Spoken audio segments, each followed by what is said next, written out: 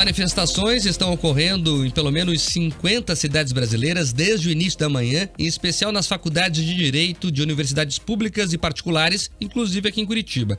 Na capital paranaense, a manifestação está marcada para as 6h30 da noite, na Praça Santos Andrade, em frente ao prédio histórico da Universidade Federal do Paraná. Essa mobilização em defesa da democracia está acontecendo a convocação feita por entidades estudantis, centrais sindicais em defesa do sistema eleitoral brasileiro e por eleições livres. As mobilizações estão sendo realizadas no mesmo dia em que a carta às brasileiras e brasileiros em defesa do Estado Democrático de Direito foi lida por juristas na Faculdade de Direito da USP. Em Curitiba, o documento foi lido durante um ato promovido pela Universidade Federal do Paraná na noite de ontem. Também estão marcadas mobilizações em Cascavel, Ponta Grossa e Londrina ao longo do dia. Já em Francisco Beltrão, no sudoeste do estado, estudantes promoveram uma intervenção com faixas pela cidade. A Carta em Defesa da Democracia dos Tribunais Superiores do Estado Democrático de Direito, organizada pela Faculdade de Direito da Universidade de São Paulo, é uma resposta às dúvidas levantadas pelo presidente e candidato à reeleição pelo PL Jair Bolsonaro ao sistema eleitoral brasileiro. Com quase 1 milhão de assinaturas, a Carta em Defesa da Democracia teve a adesão de professores, alunos, ex-ministros do Supremo Tribunal Federal, banqueiros, candidatos à presidência e também membros da sociedade civil. Eu gosto da ideia da carta. Acho justo. Todo mundo que defende a democracia tem que ter direito de escrever o que quiser, de falar o que quiser, de defender o que quiser.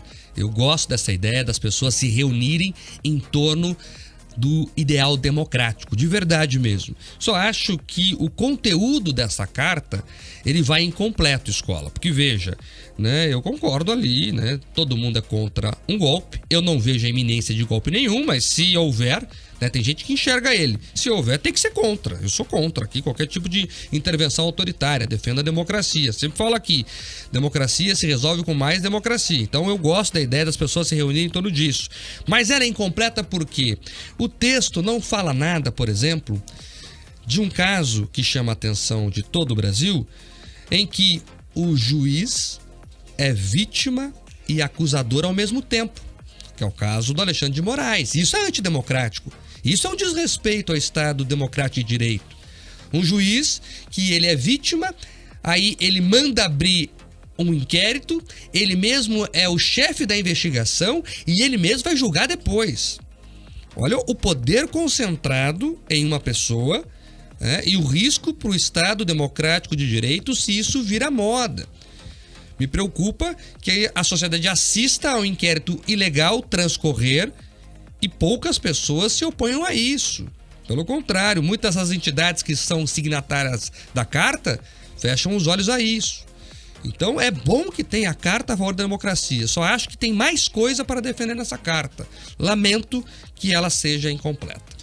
Uma coisa que me chama a atenção, na verdade, é que além da Carta da Democracia, assinada por 1 milhão de pessoas, tem também uma outra carta que vai ser lida em São Paulo. São 2 cartas em prol da democracia. Se a gente está falando de um assunto único, para que também desmistificar ou pelo menos dividir tanto esse assunto? Se todo mundo entra no consenso que a democracia é isso, aquelas pessoas assinam essa carta. A outra carta que vem também sendo chamada de carta em prol da democracia já tem outra vertente, e assim vai. Aí o assunto ganha aquilo que a gente sempre fala aqui no RN Opinião: a chance de lacrar, a chance de imitar de alguma maneira. Aí todo mundo querendo surfar na mesma onda, e o assunto principal que é a democracia e que são os avanços que nós precisamos ter quando o assunto é democracia, eles ficam em segundo plano. Só aquelas pessoas que querem aparecer na foto aparecem mais. Você foi num ponto essencial, escola. Eu concordo contigo e mais. Sabe por quê? Porque não são todos. Tem gente boa nessas 2 listas aí. Mas tem gente ali que só quer que o seu candidato vá melhor que o outro. Então, será que é democrático de verdade ou só está fazendo campanha para o seu? O que move de verdade? É o espírito democrata ou é a vontade do seu candidato se sobrepor ao outro? Porque daí isso é o interesse individual. Que a democracia contempla o interesse individual, mas seja honesto. Então diga, nós aqui apoiamos candidato X, nós aqui apoiamos candidato Y. Agora, se apropriar, sequestrar um discurso de defesa da democracia só para um lado, É isso que eu não concordo, é isso que eu acho que tá errado. E outra coisa, aí fala ali sobre as urnas eletrônicas, né? Já falamos isso milhares de vezes, mas meu Deus do céu, ninguém está falando que não vai votar. Pelo contrário, as pessoas querem votar e querem ter a certeza que o voto delas foi dado para quem elas votaram. É isso. Quando há questionamentos sobre a urna eletrônica, e eu sou um cara que defendo a urna eletrônica, sempre falo isso aqui no ar, mas também não vejo problema algum de aumentar a transparência do processo.